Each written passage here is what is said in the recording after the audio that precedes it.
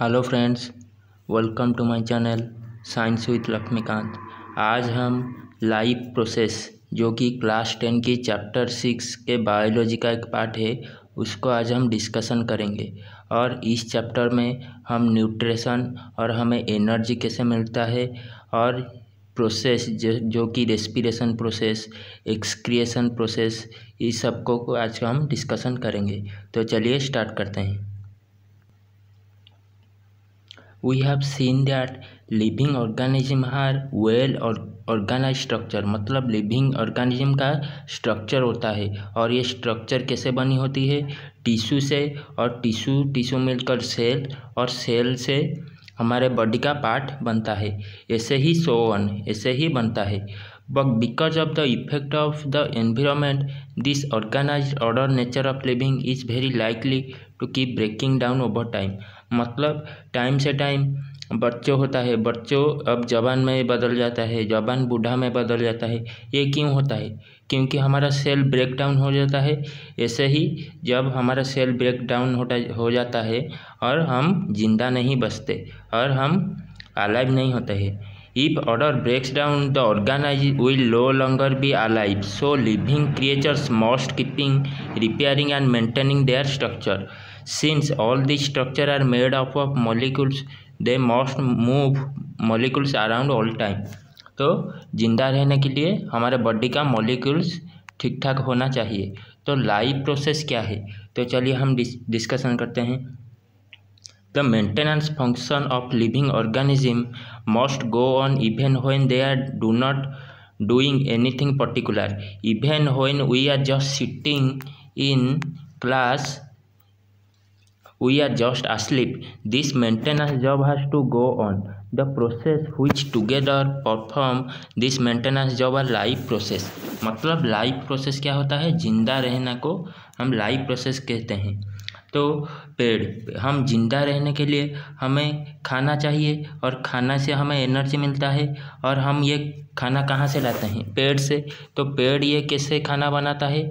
तो ये फोटोसिंथेसिस एक प्रोसेस होता है जिससे पेड़ कार्बन डाइऑक्साइड और वाटर से के रिएक्शन को ग्लूकोज में कन्वर्ट करता है, और इस ग्लूकोज हम खाते हैं और हमें कार्बोहाइड्रेट मिलता है। ऐसे ही हम प्लांट के ऊपर डिपेंड करते हैं। ऐसे ही एनिमल्स होते हैं जो कि प्लांट के ऊपर और दूसरे ऑर्गेनिज्म के ऊपर भी ये निर्भर करते हैं। तो चलिए, since these maintenance processes are needed to prevent damage and breakdown, energy is needed for them. This energy comes from outside the body of the individual organism, so there must be a process to transfer a source of energy from outside the body of the organism, which we call food, to the inside. मतलब food खाने से हमें energy मिलता है, और energy मिलने से हम जिंदा रहते हैं। A process we commonly call nutrition मतलब हमें जिंदा रहने के लिए एनर्जी चाहिए, और ये एनर्जी हमें कहाँ मिलता है? फूड से मिलता है। इस प्रोसेस को हम न्यूट्रिशन बोलते हैं। If the body size of the organism is to grow, additional raw material will also be needed from outside. मतलब बॉडी को ग्रो करने के लिए हमें रॉ मटेरियल ज़रूरत होता है, और ये सब रॉ मटेरियल हम खुद नहीं बना सकते। ये हम आउटसाइड जो कि प्लांट से ये हम सब लेकर के हम जिंदा रहते हैं, और हमें हमारे बॉडी का रिपेयर होता है और ग्रोथ भी होता है। Since life on earth depends on carbon based molecule, मतलब अर्थ में लाइफ कैसे बनता है? ये सब कार्बन मॉलिक्यूल से सब बनता है। Most of this food source are also carbon based, मतलब फूड सोर्सेस भी कार्बन बेस्ड होता है जो कि कार्बोहाइड्रेट कहलाता है। Depending on the complexity of this carbon sources, different organism can then use different kinds of nutritional process. मतलब different animal, कोई ऑटोट्रॉपिक होता है और कोई दूसरे एनिमल के मीट के ऊपर निर्भर करता है, और हम प्लांट और एनिमल दोनों के ऊपर हम निर्भर करते हैं। तो चलिए, the outside source of energy could be quite varied since the environment is not under the control of individual organism.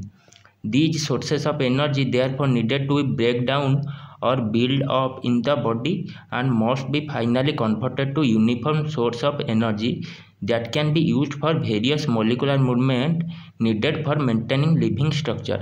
मतलब ये कहता है कि हम जो खाना खाते हैं ये ब्रेक डाउन होकर एनर्जी में कन्वर्ट होता है और इस एनर्जी से हम बच सकते हैं और हमारे मूवमेंट के लिए ये सब ज़रूरत होता है और हमारा जो सेल होता है ये सब मेंटेन होता है। हम खाने और एनर्जी से ये सब लिविंग स्ट्रक्चर का ये सब मेंटेनेंस होता है। As well as to the kind of molecules the body needs to grow. तो न्यूट्रिशन हमें क्यों चाहिए? बॉडी का ग्रोथ होने के लिए ये सब न्यूट्रिशन चाहिए। For this a series of chemical reaction in the body are necessary.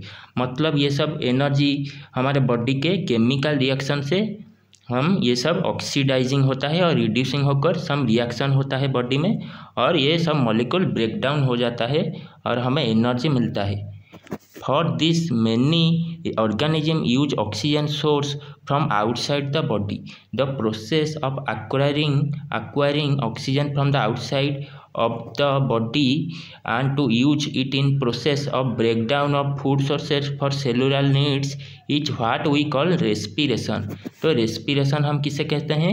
हम जो ऑक्सीजन लेते हैं और ये ऑक्सीजन ब्रेकडाउन होकर फूड सेल को सब फूड सोर्सेस को ब्रेकडाउन करता है और हमारे सेल में का न्यूट्रिशन के लिए ये सब यूज होता है। इस प्रोसेस को हम रेस्पिरेशन कहते हैं। अब हम देखेंगे न्यूट्रिशन क्या होता है। व्हेन वी वॉक और ride a bicycle we are using up energy. तो हमें साइकिल को राइड करने के लिए और चलने के लिए एनर्जी चाहिए। Even when we are not doing any apparent activity energy is needed to maintain a state of order in our body. मतलब जब हम कांस्टेंट स्टेट में रहते हैं, मतलब कुछ भी नहीं करते हैं, तो भी हमें एनर्जी चाहिए क्योंकि हमें एक स्टेट ऑफ ऑर्डर में और ज़िंदा रहने के लिए हमें एनर्जी चाहिए। We also need materials from outside in order to grow, develop, synthesis protein and the other substance needed in the body. This source of energy and materials is the food we eat. मतलब ये सब हमें food से मिलता है। How do living things get their energy? The general requirement for the energy and material is common in all organisms, but it is fulfilled in different ways. Some organisms use simple food material obtained from inorganic sources in the form of carbon dioxide and water. तो मतलब ये कहता है कि ये सब food material कहाँ से बनी होती है? ये सब इनऑर्गेनिक सोर्सेज जो कि कार्बन डाइऑक्साइड और वाटर होते हैं, इससे पेड़ खाना बना सकती है। ग्लूकोज में इस सब कार्बन डाइऑक्साइड और वाटर को ग्लूकोज में कन्वर्ट करता है। These organism the autotrophs include green plants and some bacteria. मतलब ऑटोट्रॉप्स किसे कहते हैं? जो खुद का खाना खुद बना सकती है, जैसे कि ग्रीन प्लांट और सम बैक्टीरिया होते हैं जो कि खाना बना सकते हैं। Other organism utilize complex substances. और जो अदर ऑर्गेनिज्म होते हैं ये सब इन पर निर्भर करते हैं। These complex substance have to be broken down into simpler one before they can be used for the upkeep and growth of the body. To achieve this organism use biocatalyst called enzyme.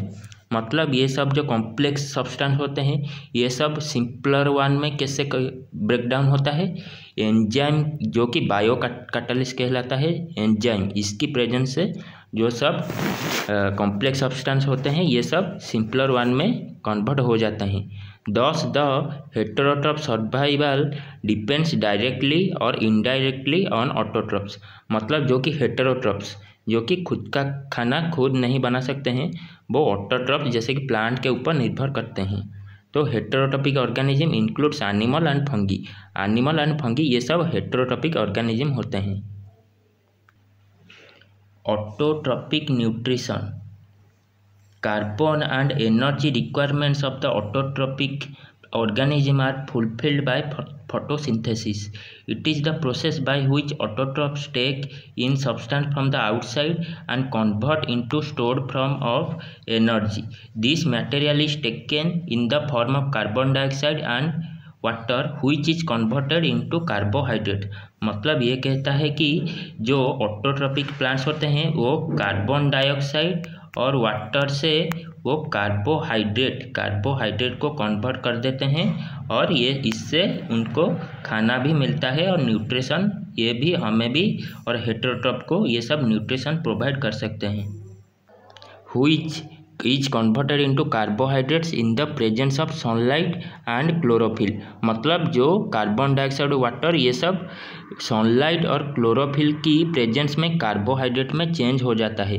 Carbohydrate are utilize for providing energy to the plant. मतलब carbohydrate से plant को energy मिलता है। We will study how this take place in the next section. हम इसे next section में पढ़ेंगे। The carbohydrate which are not used immediately are stored in the form of starch। मतलब जो कार्बोहाइड्रेट जल्दी ही यूज नहीं होता है वो स्टोर हो जाता है किस फॉर्म में? स्टार्च के फॉर्म में। which serves the internal energy reserved to be used as and when required by plant। मतलब ये सब स्टार्च जो स्टोर होता है ये बाद में यूज होता है, जब ज़रूरत होता है ये सब यूज होता है। A somewhat similar situation is seen in us where some of the energy derived from the food we eat is stored in our body in the form of glycogen। ऐसे ही हमारे बॉडी में जो सब energy होता है वो किस form में स्टोर हो जाता है? ग्लाइकोजन की फॉर्म में स्टोर होता है। और प्लांट में किस फॉर्म में स्टोर होता है? प्लांट में ये सब स्टार्च के फॉर्म में स्टोर होता है। तो हमारे बॉडी में ग्लाइकोजन की तरह ग्लाइकोजन की फॉर्म में ये स्टोर होता है और प्लांट में ये स्टार्च की फॉर्म में ये सब स्टोर होकर रहता है और बाद में ये यूज होता है। यहाँ पर ये इक्वेशन दिया गया है प्लांट कैसे खाना बनाता है और इस इक्वेशन को हम फोटोसिंथेसिस कहते हैं। फोटोसिंथेसिस जिससे कि carbon dioxide 6 molecule of carbon dioxide react with 12 molecule of water in presence of chlorophyll and sunlight to form glucose, oxygen and water. तो इस प्रोसेस को हम क्या कहते हैं? फोटोसिंथेसिस। और फोटोसिंथेसिस क्या होता है? जिसमें कार्बन डाइऑक्साइड और वाटर क्लोरोफिल और सनलाइट की प्रेजेंस में ग्लूकोज में कन्वर्ट होता है और ऑक्सीजन और वाटर भी इससे हमें मिलता है। तो इस प्रोसेस को हम फोटोसिंथेसिस कहते हैं। और आप इस इक्वेशन को याद रखिए, ये बहुत ही ज़्यादा इम्पोर्टेंट होता है। तो ये फोटोसिंथेसिस किस किस प्रोसेस से ये फॉर्म होता है तो चलिए डिस्कशन करते हैं। पहले absorption of light energy by chlorophyll. मतलब जो लाइट एनर्जी होता है वो क्लोरोफिल की मदद से ये सब ऑब्जर्व हो जाता है। Then the light energy is converted into chemical energy and splitting of water molecule into hydrogen and oxygen. मतलब ये कहता है कि जो लाइट होता है, लाइट एनर्जी, वो क्लोरोफिल की मदद से पहले ऑब्जर्व होता है और then this light energy is converted into chemical energy and the water molecule जो होता है H2O वो किसमें स्प्लिट करता है? हाइड्रोजन एंड ऑक्सीजन में ये टूट जाता है। Okay, then the carbon dioxide is reduce to carbohydrate. Then क्या होता है? जो कार्बन डाइऑक्साइड होता है वो कार्बोहाइड्रेट में बदल जाता है। तो ये तीन प्रोसेस क्या क्या है? पहले लाइट एनर्जी ऑब्जर्व होता है क्लोरोफिल की मदद से, then light energy is converted into chemical energy and जो वाटर मॉलिक्यूल होते हैं वो हाइड्रोजन एंड ऑक्सीजन में टूट जाता है। Then the carbon dioxide is reduce to carbohydrate. ये सब प्रोसेस फोटोसिंथेसिस की ये 3 प्रोसेस होते हैं और फोटोसिस का इक्वेशन यहाँ पर दिया गया है, आप इसे याद रखिए। These steps need not to take place one after other immediately। ये सब प्रोसेस इमीडिएट नहीं होता है। For example desert plants take up carbon dioxide at night. मतलब जो डेजर्ट में जो प्लांट होते हैं वो रात में कार्बन डाइऑक्साइड को ले लेते हैं और उसके जब दिन हो जाता है वो उससे क्लोरोफिल की मदद से इससे एनर्जी पैदा कर सकते हैं। तो पहले कार्बन डाइऑक्साइड रात में लेंगे और दिन में जो लाइट एनर्जी होता है उसको ऑब्जर्व करके ये फूड बना सकते हैं, फूड मटेरियल सब बना सकते हैं। तो चलिए यहाँ पर प्लांट का जो लीफ होता है, लीफ का पार्ट दिया गया है। तो ये एक लीफ है जिसमें भेन है, जाइलेम होता है, फ्लोएम होता है और लीफ ब्लेड जिसको हम लामिना बोलते हैं, ये सब होता है। ओके, ये एक पत्ते का एक स्ट्रक्चर यहाँ पर दिया गया है, जिससे क्लोरोप्लास्ट होता है, गार्ड सेल होता है, लोअर एपिडर्मिस होता है, ये सब हम डिस्कशन करेंगे। तो चलिए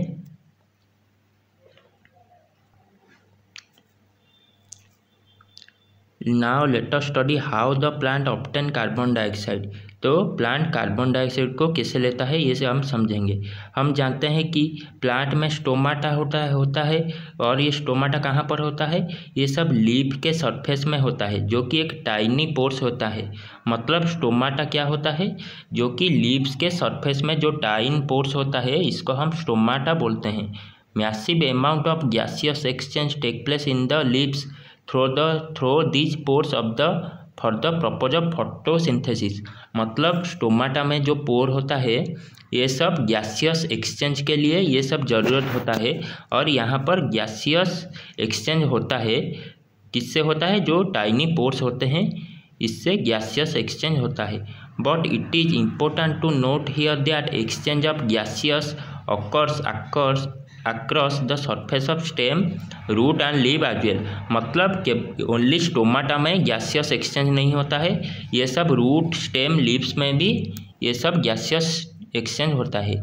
since large amount of water can also be lost through the stomata, the plant closes these pores when it does not need carbon dioxide for photosynthesis. मतलब जब कार्बन डाइऑक्साइड का ज़रूरत नहीं होता है तो प्लांट क्या करता है, उसको स्टोमाटा को क्लोज कर देता है, क्योंकि इससे स्टोमाटा से वाटर भी लॉस हो सकता है, इसीलिए वो जब ज़रूरत होता है तो स्टोमाटा ओपन होता है। The opening and closing of the pore of the function is called guard cell. मतलब स्टोमाटा में जो गार्ड सेल होता है वो इसके ओपनिंग और क्लोजिंग करता है, इसकी फंक्शन को ये एक्टिव करता है। कौन एक्टिव करता है, guard cell. The guard cell swell when water flows into them. मतलब जब गार्ड सेल में वाटर घुस जाता है तो ये फूल जाता है, मतलब स्वेल हो जाता है, causing the stomata pore to open. Similarly the pore closes if the guard cell sink. मतलब जब गार्ड सेल स्वेल हो जाता है तो ये स्टोमाटा को ओपन कर देता है, और जब गार्ड सेल श्रिंक हो जाता है तो ये स्टोमाटा को, पोर को क्लोज कर देता है। यहाँ पर दिया गया है, ये देखिए, ये यहाँ पर क्लोरोप्लास्ट है, ये एक लीफ का एक डायग्राम यहाँ पर दिया गया है, जिसमें स्टोमाटा ओपन हुआ है और यहाँ पर स्टोमाटा क्लोज हुआ है, और यहाँ पर गार्ड सेल की मदद से स्टोमाटा के पोर ओपन होता है और क्लोज होता है। जब गार्ड सेल स्वेल होता है तो स्टोमाटा ओपन हो जाता है, और जब गार्ड सेल श्रिंक हो जाता है तो स्टोमाटा क्लोज हो जाता है, जिससे ज़्यादा वाटर लॉस नहीं होता है।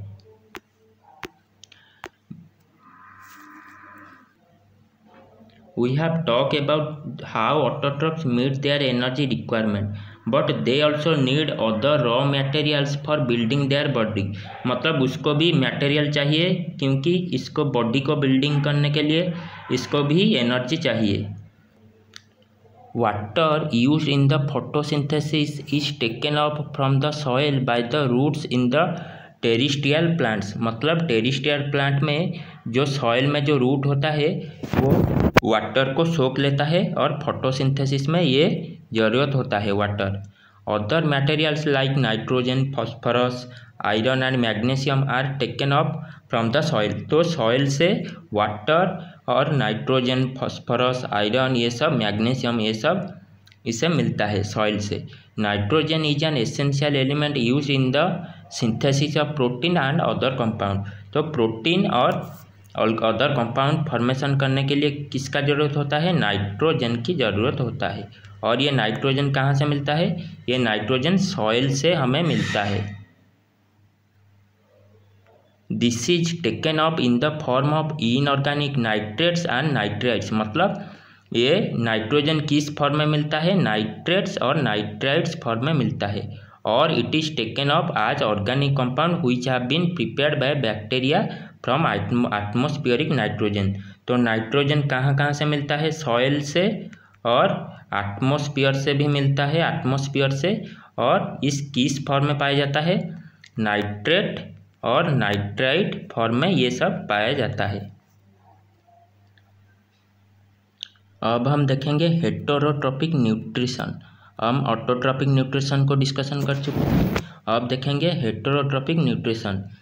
Each organism is adapted to its environment, मतलब सभी ऑर्गेनिज्म इसके एनवायरनमेंट से अडेप्ट होते हैं। The form of nutrition differ depending on the type of availability of food materials as well as how it obtain by the organism. मतलब ये कहता है कि सभी ऑर्गेनिज्म डिफर करते हैं इसकी फूड की अवेलेबल और कहाँ पर कौन ऑर्गेनिज्म वेज होता है कौन नॉन वेज होता है, ऐसे ही वो किसके ऊपर डिपेंड करते हैं, अवेलेबिलिटी ऑफ फूड मटेरियल्स के ऊपर ये डिपेंड करता है। For example whether the food source is stationary such as grass और mobile such as deer would allow from difference in how the food is assessed and what is the nutritive apparatus use by a cow और lion. मतलब cow grass खाता है और lion dear के ऊपर depend करता है। तो ये सब स्टेशनरी होते हैं ग्रास और जैसे कि मोबाइल डियर, ये सब सोर्स के ऊपर डिपेंड करते हैं। There is a range of strategics by which the food is taken in and use by the organism. Some organisms break down the food materials outside the body and then absorb it. Examples are fungi like bread moulds, yeast and mushroom. Others taken in the whole material and break it down inside their body. मतलब हम food को material को body के अंदर break down करके इससे energy को पैदा कर सकते हैं। What can be taken in and breakdown depends on the body design and functioning। मतलब ये सब vary करता है बॉडी की डिज़ाइन और फंक्शन के ऊपर, ये सब डिपेंड करता है। Some other organisms derive nutrition from plants और animals without killing them। मतलब ऐसे भी ऑर्गेनिज्म होते हैं जो कि प्लांट और एनिमल को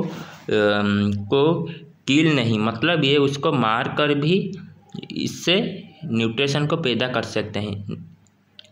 the parasite nutritive strategy is used by a wide variety of organism like cuscuta, अमरबेल, ticks, lice, leech and tapeworms. ये सब एनिमल और प्लांट को हर्ट नहीं करते हैं और इससे वो एनर्जी और न्यूट्रिशन को इससे वो क्या करते हैं, यूज कर सकते हैं, उसको जिंदा रखकर इससे एनर्जी को ये यूज करते हैं। How do organism obtain their nutrition.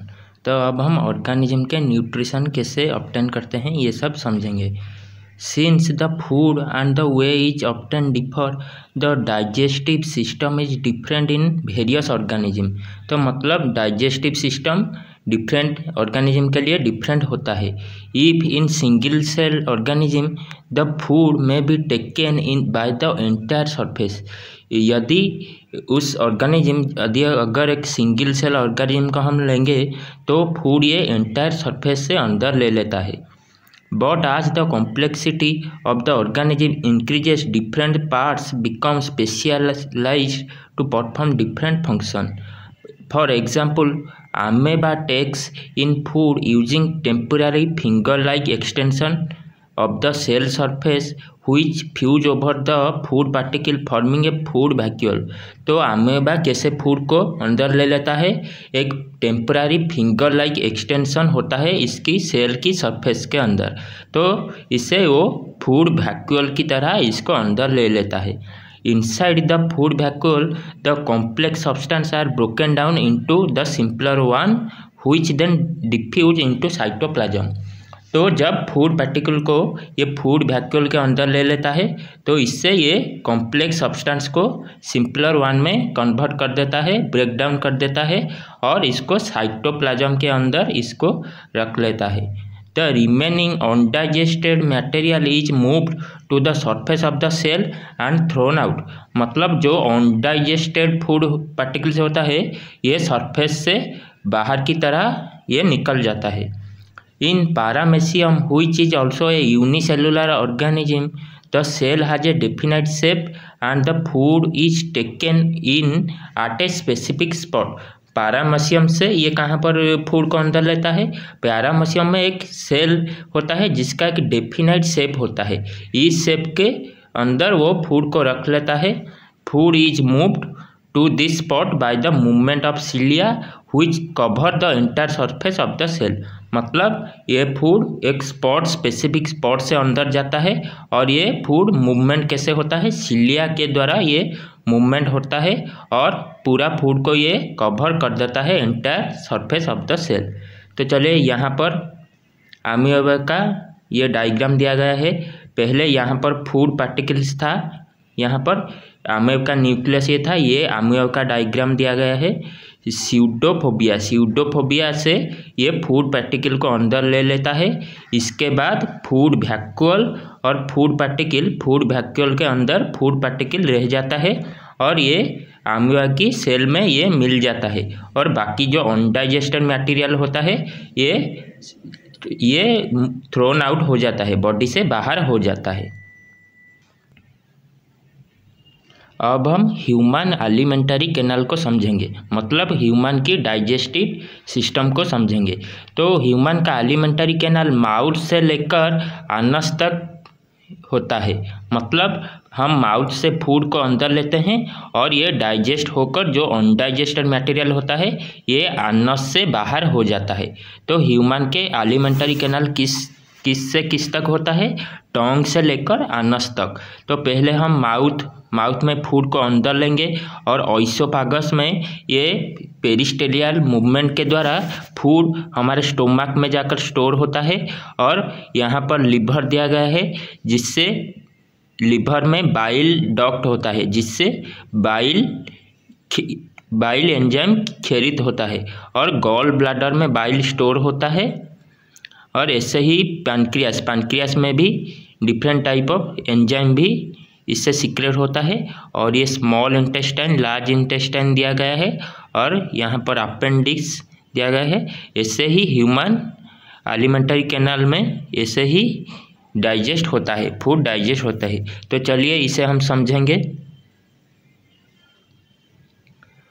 We eat various types of food which has to pass through the same digestive tract। मतलब हम डिफरेंट खाना खाते हैं तो ये सब खाना क्या होता है, एक ही डाइजेस्टिव ट्रैक्ट से अंदर जाता है।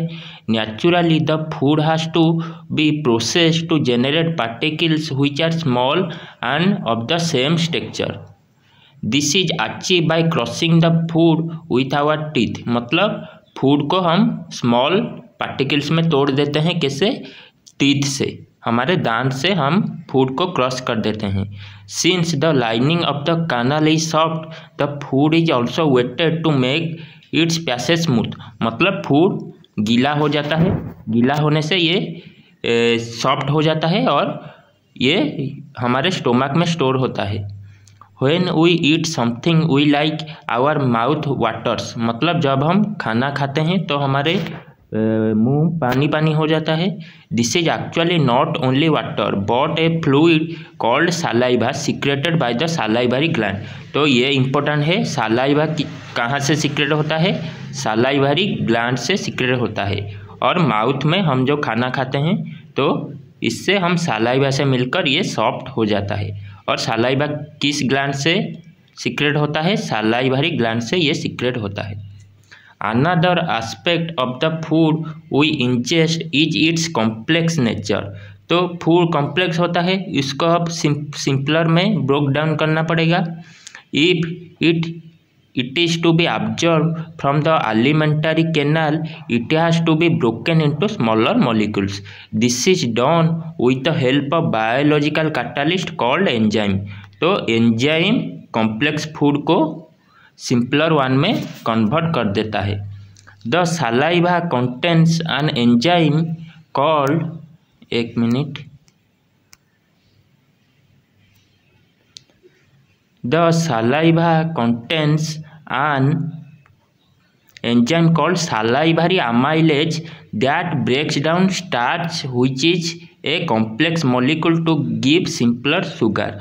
तो मतलब सालाइवरी अमाइलेज जो कि एक एंजाइम होता है वो स्टार्च को ब्रेक डाउन कर देता है सिंपल शुगर में। तो स्टार्च को किस एंजाइम ने सिंपलर शुगर में कन्वर्ट कर देता है, तो सालाइवरी एंजाइम, तो सालाइवरी अमाइलेज, इसको आप याद रखिए। The food is mixed thoroughly with saliva and move around the mouth while chewing by the muscular tongue। तो मतलब सलाइवा फूड से मिलकर सॉफ्ट हो जाता है और इससे एंजाइम भी एक सीक्रेट होता है जो कि सालाइवरी अमाइलेज होता है जो कि स्टार्च को सिंपलर शुगर में ये ब्रेक डाउन कर देता है। It is necessary to move the food in a regulated manner along the digestive tube so that it can be processed properly in each part। मतलब जो फूड हम अंदर लेते हैं ये एक रेगुलेटेड मैनर में अंदर जाना चाहिए क्योंकि ये अब डिफरेंट पार्ट को डिफरेंट में ये कन्वर्ट हो जाएगा। कॉम्प्लेक्स जो फूड होता है वो सिंपलर में ब्रेकडाउन होना चाहिए, इसीलिए वो एक रेगुलेटेड मैनर से अंदर जाना चाहिए। The lining of the canal has muscles that contract rhythmically in order to push the food forward. मतलब जो हमारा कैनल में जो एलिमेंट्री कैनल में जो सब मसल होते हैं वो कॉन्ट्रैक्ट होते हैं क्योंकि फूड को अंदर जाना चाहिए, इसीलिए वो कॉन्ट्रैक्ट होते हैं। These peristaltic movement occur all along the gut. मतलब इसको हम क्या कहते हैं जो अंदर जाता है फूड, इसको हम पेरिस्टाल्टिक मूवमेंट बोलते हैं।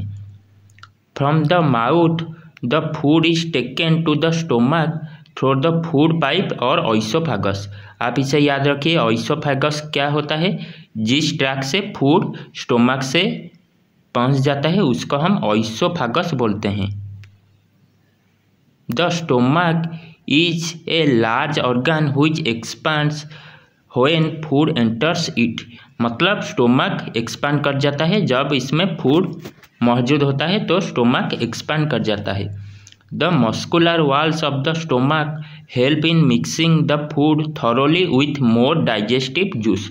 मतलब जो मस्कुलर वाल होते हैं स्टोमक में, इससे क्या होता है जो फूड इसके अंदर होता है इससे डाइजेस्टिव जूस सब मिक्स हो जाते हैं और इससे जो कॉम्प्लेक्स फूड होता है वो सिंपल में कन्वर्ट होने के लिए ये सब एंजाइम चाहिए, तो ये इससे ये सब होता है।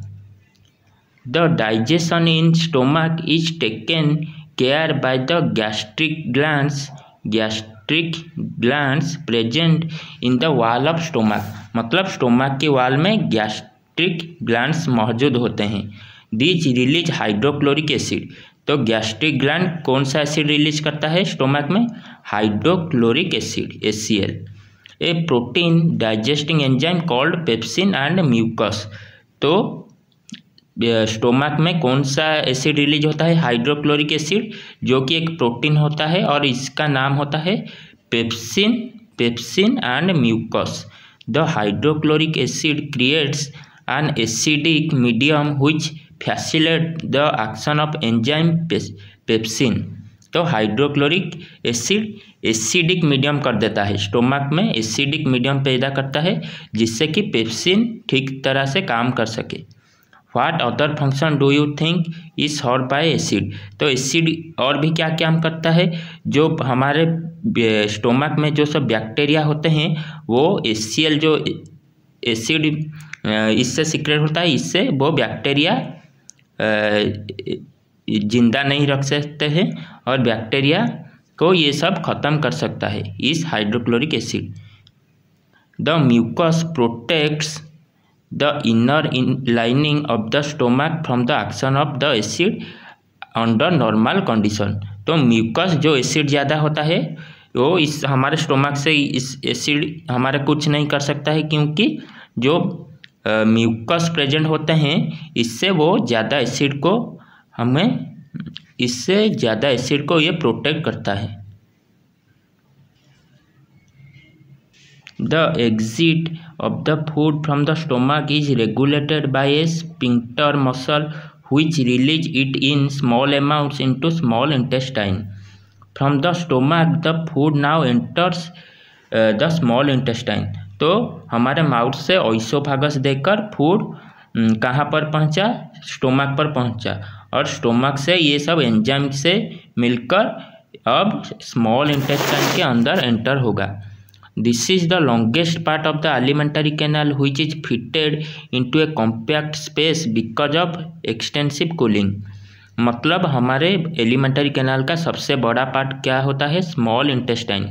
इसका नाम होता है स्मॉल, लेकिन ये सबसे बड़ा पार्ट होता है एलिमेंटरी कैनाल का। The length of the small intestine differ in various animal depending on the food they eat. Herbivores eating grass need a longer small intestine to allow the cellulose to be digested. मतलब जो herbivores animal होते हैं इनके small intestine ज़्यादा longer होता है क्योंकि वो सेलुलोज को डाइजेस्ट करने के लिए।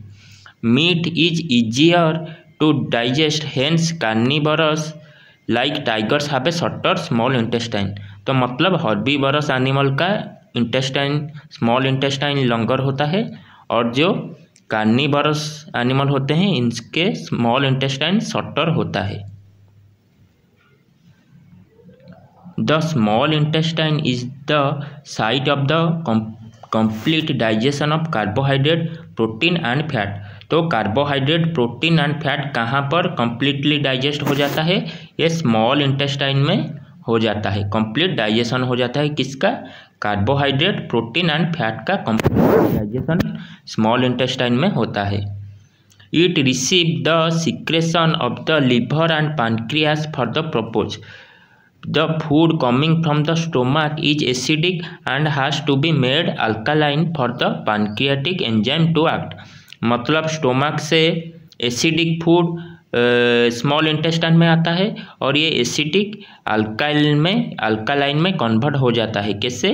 पैनक्रियाटिक जो एंजाइम सीक्रेट होते हैं इससे ये अल्कालाइन में कन्वर्ट हो जाता है। Bile juice from the liver accomplishes this in addition to acting on fats. तो हम ये समझ गए हैं बाइल जूस कहाँ से सीक्रेट होता है? ये लिवर से बाइल जूस सीक्रेट होता है।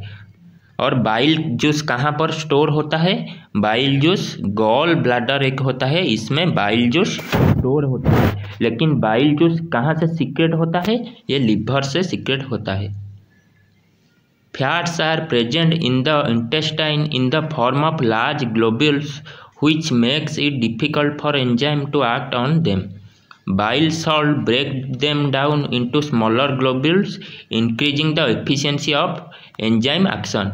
जो लार्जर ग्लोब्यूल्स होते हैं इससे बाइल जूस इसको ब्रेक डाउन करता है स्मॉलर ग्लोब्यूल से। कौन करता है? Bile salt. This is similar to the emulsifying action of soaps on dirt that we have learned about in chapter 4। जैसे कि सोप से जो डार्टी थिंग्स होते हैं वो कैसे निकलते हैं? एमल्सिफाइंग होता है सोप से। ऐसे ही बाइल सॉल्ट ऐसे ही काम करता है।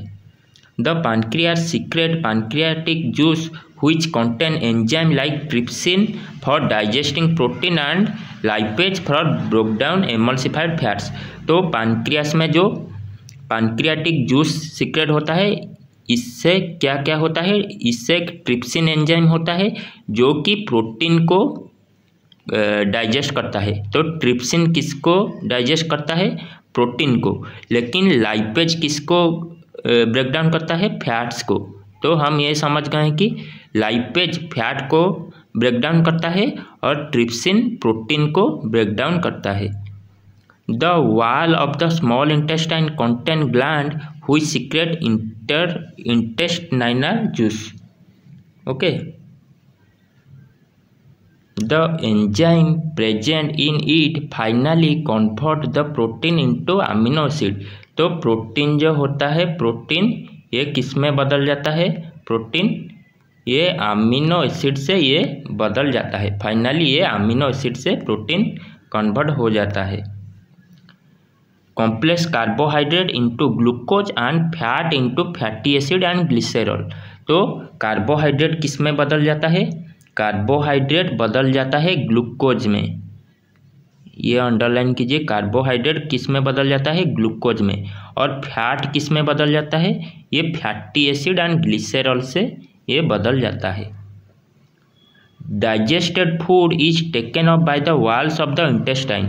जो फूड डाइजेस्ट हुआ है वो सब इंटेस्टाइन वाल में ये अंदर जाता है।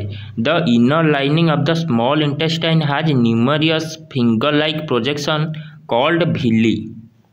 ये villi क्या होता है? ये स्मॉल इंटेस्टाइन में एक फिंगर लाइक स्ट्रक्चर होता है जिसे हम villi कहते हैं। Which increase the surface area for absorption. तो जो फूड मटेरियल जो डाइजेस्ट हुआ है वो villi से ये सब ऑब्जर्व हो जाता है। The villi are richly supplied with blood vessels which take the absorbed food to each and every cell of the body। तो villi में ब्लड सेल होते हैं, ये सब ब्लड सेल फूड को ऑब्जर्व कर देते हैं और ईच एवरी सेल्स में ये पहुंचा देती है। Where it is utilized for obtaining energy, building up new tissue and the repair of old tissue। तो ये सब फूड जो ऑब्जर्व हुआ है वो कहाँ यूज होता है? ये इससे हमको एनर्जी मिलता है, बॉडी का सेल न्यू टिश्यू सब फॉर्मेशन होता है और जो ओल्ड टिश्यू होते हैं ये भी सब रिपेयर होते हैं। और जो ऑन ऑब्जर्व फूड था ये सब क्या हो गया? ये सब लार्ज इंटेस्टाइन में पहुंचा गया है। व्हेयर इट वाल observe more water from this material. तो जो ऑन ऑब्जर्व फूड होता है ये सब लार्ज इंटेस्टाइन में चला जाता है और इस लार्ज इंटेस्टाइन में इससे जो अनऑब्जर्व फूड था इससे जो वाटर था ये सब ऑब्जर्व हो गया है। The rest of the materials is removed from the body via the anus. मतलब जो सब स्टूल होता है, जो अनरेस्ट मटेरियल अनऑब्जर्व मटेरियल होता है वो हमारे बॉडी से बाहर हो जाता है। किसकी प्रेजेंस से? एनस से ये बॉडी से बाहर हो जाता है। The exit of this waste material is regulated by anal sphincter। Okay, तो हम ये समझ गए हैं कि पहले फूड को हम माउथ में लेते हैं और इसके बाद माउथ से सालाइवा सीक्रेट होता है जो कि फूड को सॉफ्ट बना देती है और पेरिस्टालिक मूवमेंट के द्वारा ये सब स्टोमक में पहुंच जाता है और स्टोमक में ये जो खाना पहुंचता है वो इससे बाइल, लीवर से बाइल जूस सीक्रेट होता है जो कि और स्टोमक में HCl, पहले HCl जो कि एसिडिक होता है और ये एसिडिक फूड अल्कालाइन में कन्वर्ट होता है। देन ये स्मॉल इंटेस्टाइन में जो villi होते हैं इससे फूड ऑब्जर्व होता है और हमारे सेल के पास पहुंचता है। ब्लड वेसल की मदद से ये सब सेल के पास पहुंचता है जो कि हमारे बॉडी को एनर्जी देते हैं और ओल्ड सेल को ये रिपेयर करता है और न्यू सेल भी इससे फॉर्मेशन होते हैं। और जो अनऑब्जर्व मटेरियल था वो सब लार्ज इंटेस्टाइन में चला जाता है और लार्ज इंटेस्टाइन में वाटर ऑब्जर्व होता है और जो अनऑब्जर्व फूड होता है वो एनस से हमारे बॉडी से बाहर हो जाता है। तो हम ये समझ गए हैं और आप सब जो एंजाइम का नाम सब दिया गया है इसे आप याद रखिए, ये MCQ में पूछा जाएगा कि कौन सी ऑर्गन से कौन सी एंजाइम सीक्रेट होता है। अब हम देखेंगे डेंटल कैरीज। तो टूथ डिके क्या होता है? टूथ डिके क्या होता है? Gradual softening of enamel and dentine. मतलब हमारा टूथ का एनामल जो सॉफ्ट हो जाता है इससे हमें क्या कहते हैं? इसे हमें टूथ डिके बोलते हैं। एनामल का सॉफ्ट हो जाना टूथ डिके बोलते हैं। It begins when bacteria acting on sugar produce acid that softens और डीमिनरलाइज द एनामल्स। जब हम खाना खाते हैं और जो शुगर प्रेजेंट होता है वो सब जब हम ठीक से मुंह नहीं धोते हैं तो जो हमारे टूथ में जो सब बैक्टीरिया होते हैं वो शुगर को एसिड में कन्वर्ट कर देते हैं जिससे कि हमारे टूथ का एनामल सॉफ्ट हो जाता है। Masses of bacteria cells together with food particles stick to the teeth to form dental plaque। तो डेंटल प्लैक फॉर्मेशन करते हैं। Saliva cannot reach the tooth surface to neutralize the acid and plaque covers the teeth। मतलब saliva नहीं पहुंच पाता है tooth की surface में इसको न्यूट्रलाइज करने के लिए, तो ये ज़्यादा एसिड पैदा हो जाता है जिससे कि प्लाक्यू कवर्स द टीथ, मतलब टीथ में प्लाक्यू कवर हो जाता है। Brushing the teeth after eating removes the plaque before the bacteria produce acid. तो ब्रश करने से ये सब प्लाक्यू रिमूव हो जाता है जो कि एसिड प्रोड्यूस नहीं कर सकते हैं, और जिससे कि एसिड प्रोड्यूस नहीं होने से हमारा टूथ इनामल डिके नहीं होता है। इफ अनट्रीटेड माइक्रो ऑर्गेनिज्म में invite the pulp causing inflammation and infection. तो ये सब जो ऑर्गेनिज्म होते हैं वो ज़्यादा एसिड पैदा करके हमारे टूथ का एनामल को सॉफ्ट कर देते हैं, जिससे कि हम टूथ डिके बोलते हैं। अब हम रेस्पिरेशन को समझेंगे। हम न्यूट्रिशन और डाइजेस्टिव ट्रैक्ट को समझ चुके हैं और अब हम रेस्पिरेशन को समझेंगे। तो रेस्पिरेशन क्या होता है? हम ऑक्सीजन को अंदर लेते हैं इस प्रोसेस और कार्बन डाइऑक्साइड को बाहर छोड़ देते हैं, इस प्रोसेस को हम रेस्पिरेशन कहते हैं। तो चलिए इसे डिटेल्स की समझेंगे। The food material taken in during the process of nutrition is used in the cell to provide energy for various life process. तो हम फूड क्यों खाते हैं? ये सब मटेरियल अंदर जाकर ये सिंपलर वन में कन्वर्ट होकर सेल के पास पहुंचता है, जिससे कि हम एनर्जी पैदा कर सकते हैं और हमारे सेल को ये न्यू सेल फॉर्मेशन होने के लिए ये सब ज़रूरत होता है। Diverse organisms do this in different ways. Some use oxygen to break down glucose completely into carbon dioxide and water. मतलब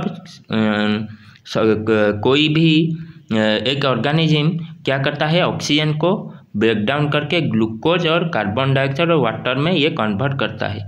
सम use other pathways that do not involve oxygen. In all cases the first step is break down of glucose. Glucose को पहला process क्या होता है? Glucose को break down करना। Glucose क्या होता है? ग्लूकोज एक 6 कार्बन मॉलिक्यूल होता है, एक 6 कार्बन मॉलिक्यूल होता है इनटू ए 3 कार्बन मॉलिक्यूल कॉल्ड पाइरूवेट, जिससे कि ग्लूकोज में 6 कार्बन होता है और ये 3 कार्बन को हम पाइरूवेट बोलते हैं।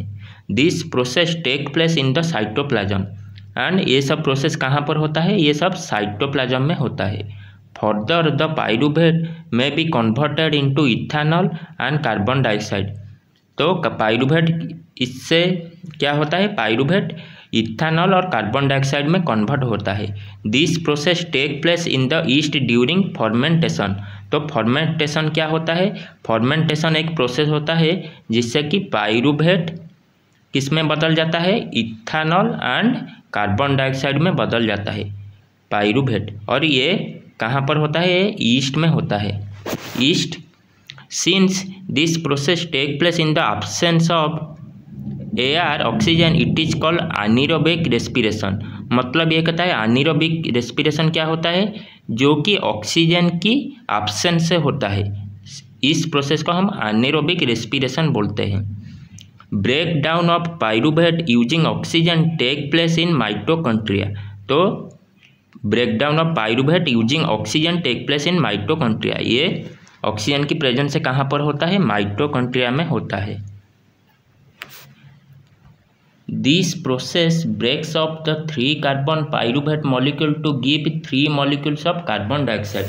तो मतलब जो 3 कार्बन का पाइरूवेट था ये सब किस में कन्वर्ट हो गया है? ये 3 मॉलिक्यूल्स ऑफ कार्बन डाइऑक्साइड में ये कन्वर्ट हो गया है। The other product is water.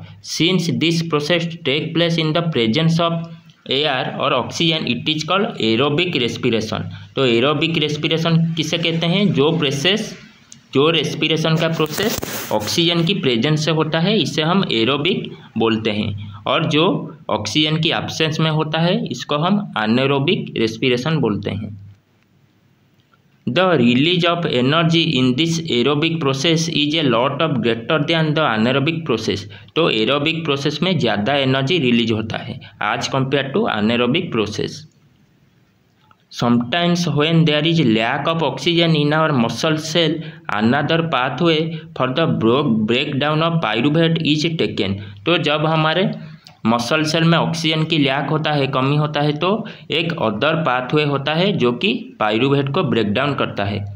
Here the pyruvate is converted into lactic acid which is also a 3 carbon molecule. और जब ऑक्सीजन की कमी होता है, लैक होता है, तो पाइरूवेट किस में ब्रेकडाउन होता है? ये लैक्टिक एसिड में कन्वर्ट होता है, जो लैक्टिक एसिड भी एक 3 कार्बन का मॉलिक्यूल होता है। This build of lactic acid in our muscles during sudden activity cause cramps. तो हमारे बॉडी में कभी कभी क्रैम्प हो जाता है। तो ये क्यों होता है? क्योंकि ऑक्सीजन की कमी के लिए ये होता है, जो कि पाइरूवेट किस में ब्रेक डाउन होता है, कन्वर्ट होता है, ये लैक्टिक एसिड में कन्वर्ट होता है, और इस सिचुएशन को हम क्रैम्प बोलते हैं। तो चलिए हम जो ग्लूकोज ब्रेकडाउन हुआ है इसका पाथ समझेंगे, जो कि हम समझ चुके हैं। तो चलिए इसे डायग्राम की मदद से हम समझेंगे। तो पहले ग्लूकोज मॉलिक्यूल था, जो कि 6 कार्बन का एक मॉलिक्यूल होता है। तो ग्लूकोज कितना कार्बन का मॉलिक्यूल होता है? 6 कार्बन का। ये साइटोप्लाज्म के अंदर पाइरूवेट, जो कि 3 कार्बन का मॉलिक्यूल होता है, इसमें ये कन्वर्ट होता है, ब्रेकडाउन होता है। तो ग्लूकोज किस में ब्रेकडाउन होता है? पाइरूवेट में। ग्लूकोज कितना कार्बन मॉलिक्यूल होता है? 6, और पाइरूवेट कितना कार्बन का मॉलिक्यूल होता है? 3। अब ये पाइरूवेट ऑक्सीजन की एब्सेंस से और ऑक्सीजन की कमी से और ऑक्सीजन की प्रेजेंस में डिफरेंट फॉर्म में ये सब चेंज होता है। जब ऑक्सीजन की एब्सेंस, जो कि ईस्ट में होता है, और ये absence of oxygen, pyruvate absence of oxygen जो कि ईस्ट में होता है, इस किस में कन्वर्ट होता है? ये इथानॉल, जो कि एक 2 कार्बन का मॉलिक्यूल होता है, कार्बन डाइऑक्साइड एंड एनर्जी में ये ब्रेकडाउन होता है। और जब लैक ऑफ ऑक्सीजन, जब ऑक्सीजन लैक होता है, जो कि हमारे मसल सेल में होता है, ये लैक्टिक एसिड और एनर्जी में कन्वर्ट होता है। लैक्टिक एसिड कितना कार्बन का होता है? ये 3 कार्बन का एक मॉलिक्यूल होता है। और जब ऑक्सीजन प्रेजेंट होता है, जो कि माइटोकॉन्ड्रिया में होता है, ये carbon dioxide, water and energy में कन्वर्ट हो गया है। तो आप इसे बहुत ज़्यादा इम्पोर्टेंट है, इसे सब आप याद रखिए। तो पहले क्या हुआ? ग्लूकोज जो कि 6 कार्बन का मॉलिक्यूल था, ये साइटोप्लाज्म में पाइरूवेट और एनर्जी में बदल गया है। अब ये पाइरूवेट 3 प्रोसेस में कन्वर्ट होगा, जो कि absence of oxygen, lack of oxygen and presence of oxygen. Absence of oxygen कहाँ पर होगा? ईस्ट में, जो कि इथानॉल एंड कार्बन डाइऑक्साइड में ये कन्वर्ट होगा और हमें इससे एनर्जी मिलेगा। और लैक ऑफ ऑक्सीजन, जो कि हमारा मसल सेल में होता है, जिससे कि पाइरूवेट लैक्टिक एसिड और एनर्जी में कन्वर्ट होता है। और ऑक्सीजन की प्रेजेंस, जो कि माइटोकॉन्ड्रिया में होता है, और इससे pyruvate, carbon dioxide, water and energy में ये चेंज हो जाता है। तो ये आप ज़्यादा से ज़्यादा इसे प्रैक्टिस करके इसे याद रखिए। ओके, तो चलिए आगे बढ़ते हैं। The energy released during cellular respiration is immediately used to synthesize a molecule called ATP। तो जो एनर्जी रिलीज हुआ है वो क्या करता है? वो ATP की मॉलिक्यूल को सिंथेसिस करता है। और ATP क्या होता है चलिए समझेंगे। which is used to fuel all other activity in the cell। मतलब जो ATP होता है इसमें भी एनर्जी होता है, जो कि अदर एक्टिविटी, सेल की अदर एक्टिविटी को ये सब करता है। In this process, ATP is broken down, giving rise to a fixed amount of energy which can drive the endothermic reaction take place in the cell। मतलब endothermic reaction क्या होता है? एंडोथर्मिक रिएक्शन क्या होता है? जिससे कि एनर्जी ऑब्जर्व होता है, मतलब हमें इसे एनर्जी देना पड़ेगा एंडोथर्मिक प्रोसेस के लिए, और एक्सोथर्मिक से एनर्जी रिलीज होता है। तो हमारे बॉडी में जो सब एंडोथर्मिक रिएक्शन होते हैं, जो कि एनर्जी चाहिए उनको, तो ये ATP में जो एनर्जी स्टोर हुआ है ये सब एनर्जी पैदा करता है। और एंडोथर्मिक रिएक्शन जो हमारे बॉडी में होता है, सेल में होता है, ये सब होता है। ओके, तो ATP में एनर्जी स्टोर होता है और इस एनर्जी एंडोथर्मिक रिएक्शन के लिए चाहिए, जो कि हमारे सेल में होता है। अब हम ATP के बारे में समझेंगे। ATP is the energy currency for most cellular process. मतलब ATP क्या होता है? ATP के एनर्जी करेंस होता है। मतलब जैसे कि ATP में बहुत ज़्यादा एनर्जी स्टोर होता है, ये सब सेलुलर प्रोसेस के लिए चाहिए, तो ये सब ATP में स्टोर होता है। क्या होता है? Energy. The energy released during the process of respiration is used to make an ATP molecule from ADP and inorganic phosphate. तो सब ATP कहाँ से ये एनर्जी स्टोर होता है? जो रेस्पिरेशन प्रोसेस होता है, इससे जो एनर्जी रिलीज होता है वो ADP और फॉस्फेट से मिलकर ये सब ATP में कन्वर्ट होता है। Endothermic process in the cell then use this ATP to drive the reaction. तो ये सब एंडोथर्मिक प्रोसेस जो होता है सेल में, ये सब एटीपी से एनर्जी लेकर के ये सब रिएक्शन होता है। When the terminal phosphate linkage in ATP is broken using water, the energy equivalent to 30.5 kilojoule per mole energy is release. तो एक एटीपी से कितना एनर्जी निकलता है? 30.5 kilojoule per mole. Okay, think of a battery can provide energy for many different kinds of uses. जैसे ही battery हमें चाहिए लाइट जलाने के लिए, मैकेनिकल एनर्जी करने के लिए, इलेक्ट्रिकल एनर्जी करने के लिए, तो बैटरी में एनर्जी स्टोर होता है। इससे ही एटीपी में भी एनर्जी स्टोर होता है, जो कि बॉडी के जो एंडोथर्मिक रिएक्शन होते हैं ये सब होने के लिए हमें एनर्जी चाहिए, और इस एनर्जी कहाँ से मिलता है? एटीपी में मिलता है। Okay, since the aerobic respiration pathway depends on oxygen, तो मतलब एरोबिक रेस्पिरेशन किसके ऊपर डिपेंड करता है? ऑक्सीजन की प्रेजेंस में ये होता है। और अनेरोबिक किसकी प्रेजेंस में होता है? ऑक्सीजन की एब्सेंस में होता है अनेरोबिक, और ऑक्सीजन की प्रेजेंस से होता है aerobic respiration. Aerobic organism need to ensure that there is sufficient intake of oxygen. तो एरोबिक ऑर्गेनिज्म जो होते हैं इसको सफिशिएंट ऑक्सीजन उनको लेना चाहिए। We have seen that plants exchange gases through stomata and the large intercellular spaces ensure that all the cells are in contact with air. Carbon dioxide and oxygen exchange by diffusion here. They can go into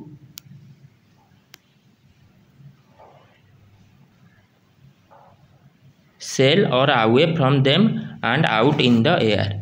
The direction of diffusion depend upon the environmental condition and the requirement of the plant. तो ये सब plant के और environmental condition के ऊपर depend करता है। At night when there is no photosynthesis occurring, CO2 carbon dioxide elimination is the major exchange activity go on.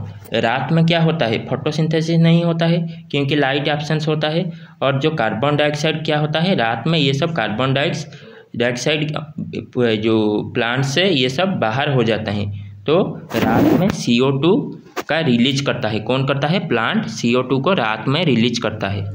During the day CO2 generates during respiration is used up for photosynthesis. हम सब दिन में जो सब carbon dioxide निकलते हैं ये सब क्या करता है? प्लांट इसको इनटेक कर देता है, क्योंकि फोटोसिंथेसिस प्रोसेस के लिए प्लांट इसको कार्बन डाइऑक्साइड को ऑब्जर्व कर देता है। Hence there is no CO2 release. तो रात में प्लांट क्या करता है? CO2 रिलीज करता है, और दिन में CO2 को ऑब्जर्व करता है फोटोसिंथेसिस प्रोसेस के लिए। Instead oxygen release is the major event at this time.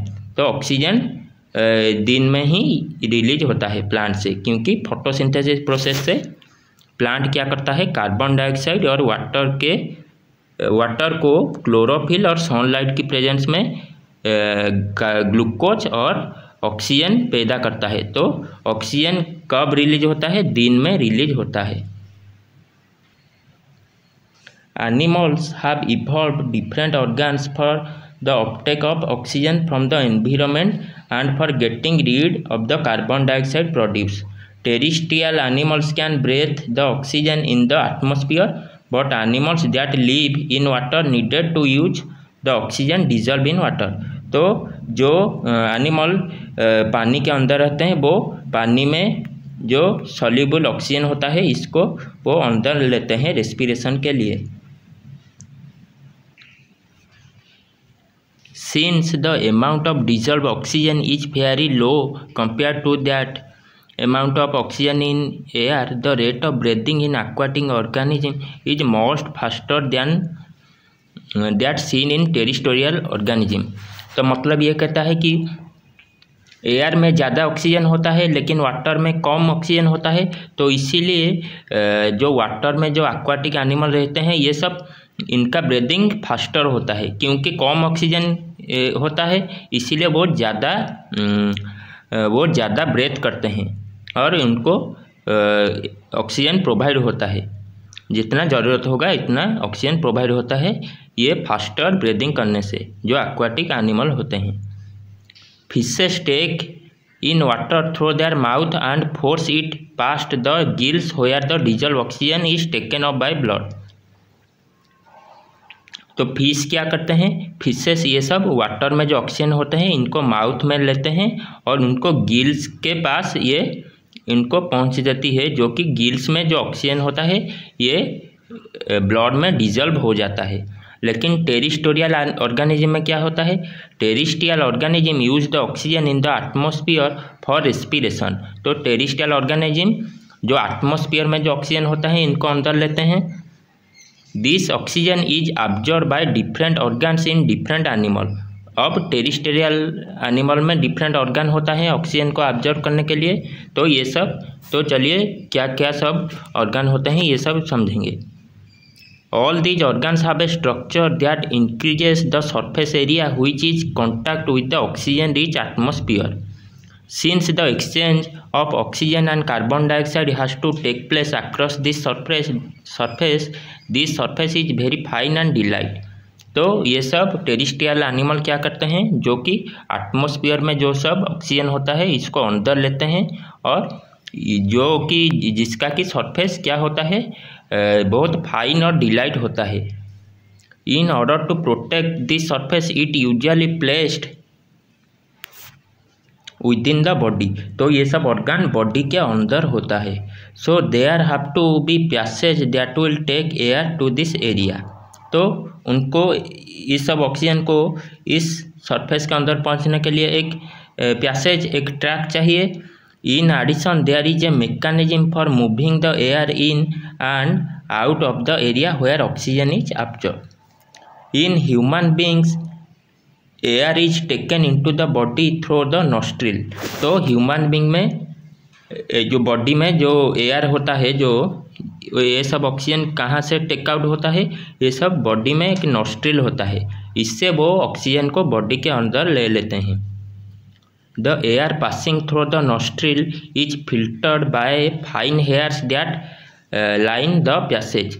मतलब जो कि एयर में जो सब धूल ये सब होते हैं, ये सब किससे फिल्टर होते हैं, फाइन हेयर लाइक स्ट्रक्चर होता है नॉस्ट्रिल में, इससे वो सब फिल्टर हो जाता है। The passage is also lined with mucus which help in the process. From here the air passes through the throat and into the lungs. तो नॉस्ट्रिल से जो सब एयर होते हैं ये सब थ्रोट और लंग्स के अंदर पहुंच जाता है। Rings of cartilage are present in the throat. Throat में कार्टिलेज प्रेजेंट होते हैं। रिंग्स ऑफ कार्टिलेज प्रेजेंट होता है किसमें, थ्रोट में रिंग्स ऑफ कार्टिलेज प्रेजेंट होता है। These ensure that the air passage does not collapse. तो जो एयर पैसेज होता है ये कोलैप्स नहीं होता है, क्योंकि कार्टिलेज होता है, हमारे नोज के अंदर कार्टिलेज प्रेजेंट होता है, जिससे कि एयर पैसेज कोलैप्स नहीं होता है, टूट नहीं जाता है, क्योंकि इसमें कार्टिलेज प्रेजेंट होते हैं। Within the lungs the passage divides into smaller and smaller tubes which finally terminate in balloon like structure which are called alveoli. तो आल्वोली किसे कहते हैं, तो लंग्स में पैसेज होता है जो कि स्मॉलर ट्यूब होता है, फाइनली स्मॉलर ट्यूब होता है, जिसको हम आल्वोली बोलते हैं, और इसका सिंगुलर फॉर्म होता है alveolus. The alveoli provide a surface where the exchange of gases take place. तो आल्वोली में एक्सचेंज, गैस का एक्सचेंज होता है, किसमें, आल्वोली में। The walls of the alveoli contain an extensive network of blood vessel. तो आल्वोली में blood vessel का एक नेटवर्क होता है। As we have seen in earlier years when we breathe in we lift our ribs and flatten our diaphragm and the chest cavity becomes larger as a result।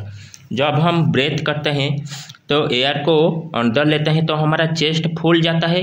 क्यों फूल जाता है, क्योंकि ये सब जो एयर जाता है ये सब हमारे डायाफ्राम में स्टोर हो जाता है। Because of this air is sucked into the lung and fill the expanded alveoli. तो जब आल्वोली में एयर प्रेजेंट होता है तो ये फूल जाता है, मतलब एक्सपांड करता है। The blood brings carbon dioxide from the rest of the body for release into the alveoli and the oxygen in the alveoli air is taken up by the blood in the alveolar blood vessel to be transported to all the cells in the body। तो ये कहता है कि हमारे body में जो सब carbon dioxide होते हैं ये सब क्या होता है, ब्लड वेसल से ये सब alveoli में प्रेजेंट होते हैं, और alveoli में जो ऑक्सीजन होता है ये सब इनमें ब्लड वेसल के द्वारा ये सब बॉडी के सेल के अंदर पहुंच जाता है। During the breathing cycle, when air is taken in and let out, the lungs always contain a residual volume of air so that there is sufficient time for oxygen to be absorbed। तो एक sufficient volume का oxygen हमारे body में पहुंच जाता है, and for the carbon dioxide to be release.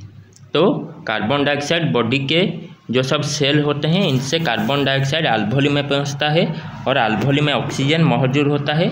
ऐसे ही ये प्रोसेस चलता रहता है। When the body size of the animal is so large, the diffusion pressure alone cannot take care of oxygen delivery to all parts of the body. Instead, respiratory pigments take up oxygen from the air in the lungs and carry it to tissue which are deficient in oxygen before releasing it। तो जो जिस body का जिस tissue के पास oxygen की कमी होती है तो ये सब पहुंच जाता है ब्लड वेसल की मदद से। इन human beings the respiratory pigment is haemoglobin which has very high affinity for oxygen. तो रेस्पिरेटरी पिगमेंट में क्या होता है, हीमोग्लोबिन होता है, जो कि जिसको कि ऑक्सीजन की एफिनिटी होता है। तो हीमोग्लोबिन ऑक्सीजन को क्या करता है, हीमोग्लोबिन सब जो ऑक्सीजन होते हैं इनको एब्जॉर्ब करता है, क्योंकि हीमोग्लोबिन के पास हाई एफिनिटी होते हैं, ऑक्सीजन का हाई एफिनिटी होता है। This pigment is present in the red blood corpuscles. तो ये सब पिगमेंट कहाँ पर मौजूद होता है, हमारे आरबीसी में, जिसको हम रेड ब्लड कॉर्पुसेल्स बोलते हैं। तो आरबीसी में हीमोग्लोबिन होता है, जो कि हीमोग्लोबिन को हाई एफिनिटी ऑफ ऑक्सीजन होता है। Carbon dioxide is more soluble in water than oxygen is and hence is mostly transported in the dissolved form in our blood। तो कार्बन डाइऑक्साइड ज़्यादा soluble होता है वाटर में as compared to oxygen। If the alveolar surface were spread out, it would cover about 80 metre square. तो जिसका body का area जितना ज़्यादा होता है तो alveoli 80 मीटर स्क्वायर का सरफेस को स्प्रेड कर देता है। तो जिसका बॉडी का एरिया जितना होगा ऐसे ही इनका सरफेस, alveolar सरफेस इतना ही स्प्रेड होता है। If diffusion were to move oxygen in our body, it is estimated that it would take 3 years for a molecule of oxygen to get to our toys from our lungs। Are not you glad? Okay, आज हम respiration और digestion को समझ चुके हैं। Part 2 में हम क्या समझेंगे हम सब, तो अगले चैप्टर में हम एक्सक्रिएशन और हार्ट के बारे में समझेंगे। ओके, आज के लिए इतना ही। आप इस वीडियो को लाइक कीजिए और चैनल को सब्सक्राइब कीजिए। जय हिंद, जय भारत।